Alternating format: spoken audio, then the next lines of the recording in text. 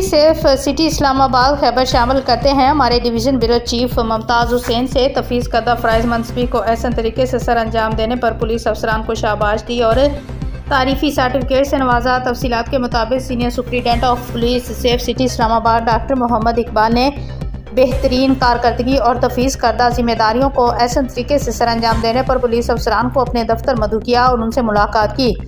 SSP safe city ने अफसरान की फ़राइज़ में आला कारकर्दगी को सराहते हुए उन्हें तारीफ़ी असनाद से नवाजा। इस मौके पर उन्होंने कहा कि तमाम अफसरान इसी जज्बे के साथ तफवीज़ करदा अपने फ़राइज़ सर अंजाम दें। हमारा अव्वलीन फ़र्ज़ है और हमारी इस हलफ का हमसे तकाजा भी यही है जो हमने यहाँ वर्दी ज़ेब तन करते हुए उठाया था। उन्होंने तमाम अफसरान को मुस्तदी फ़र्ज़ शनासी और ईमानदारी के साथ अपने फ़राइज़ सर अंजाम देने की हदायत की। उन्होंने मज़ीद कहा कि पुलिस अफसरान की अच्छी कारकर्दगी को सराहा जाएगा, जबकि नाकस और गैर तसल्ली बख्श कारकर्दगी का मुज़ाहरा करने वाले अफसरान के खिलाफ महकमाना कार्रवाई अमल में लाई जाए।